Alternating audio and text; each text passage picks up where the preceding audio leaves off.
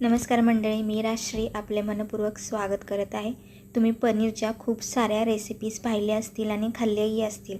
पनीरची भुर्जीही खाल्ली असेल, पण आज ही पनीरची भुर्जी आपण एक वेगळ्या पद्धतीने बनवणार आहोत। तर त्यासाठी आपल्याला इथे 2 मिरच्या, 2 कांदे आणि एक मोठा आकाराचा टोमॅटो लागणार आहे। हे सर्व आपण कापून घेतलेले आहे।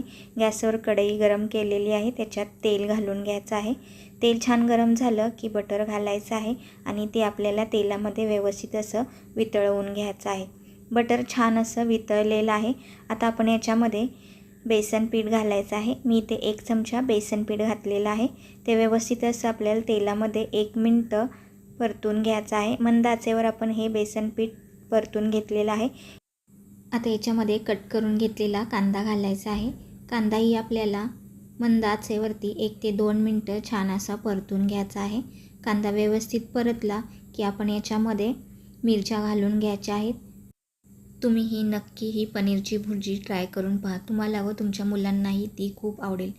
मिरच्याही आपण आता व्यवस्थित अशा परतून घेतलेल्या आहेत। आता बारीक केलेला टोमॅटो याच्यामध्ये घालायचा आहे। मंद आचेवरती टोमॅटो आपल्याला 1 ते 2 मिनिटं छान असा परतून घ्यायचा आहे। टोमॅटो व्यवस्थित परतला की आपण याच्यामध्ये मसाले घालून घेऊयात। मी इथे अर्धा चमचा लाल तिखट घेतलेला आहे। तिखट तुम्ही तुमच्या आवडीनुसार कमी जास्त करू शकता। पाव चमचा हळद घातलेली आहे, अर्धा चमचा धनेपूड आणि अर्धा चमचा आपण इथे पावभाजी मसाला घेतलेला आहे। हे सर्व मसाले आपल्याला व्यवस्थित असे भाजून घ्यायचे आहेत। मसाले एकजीव होण्यासाठी थोडंसं पाणी घालायचं आहे आणि हे मसाले व्यवस्थित असे शिजवून घ्यायचे आहेत। याच्यामध्ये पावभाजी मसाला घातल्यामुळे या पनीरच्या भुर्जीला अगदी अप्रतिम अशी टेस्ट येते। आता याच्यामध्ये चवीनुसार मीठ घालून आपल्याला पुन्हा हे मसाले व्यवस्थित असे शिजवून घ्यायचे आहे।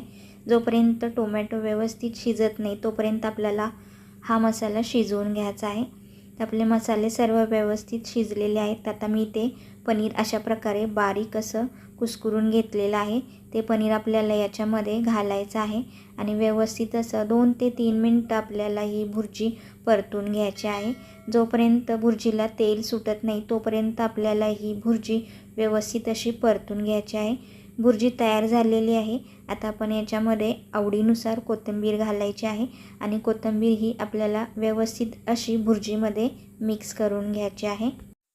तयार झाली आपली अगदी वेगळ्या पद्धतीने तयार केलेली पनीरची भुर्जी।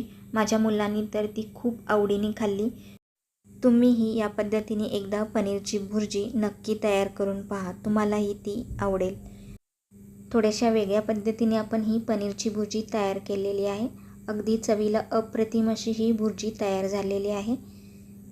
तुम्हाला जर माझी ही रेसिपी आवडली असेल तर रेसिपीला लाईक करा आणि शेअर करा आणि चॅनलवर नवीन असाल तर चॅनलला सबस्क्राईब करायला विसरू नका। ही पनीरची भुर्जी तुम्ही पावाबरोबर, चपातीबरोबर किंवा नानबरोबर खाऊ शकता। चवीला अगदी अप्रतिम अशी लागते। चला तर भेटूया पुढच्या अशाच नवीन आणि छान छान रेसिपीमध्ये। धन्यवाद।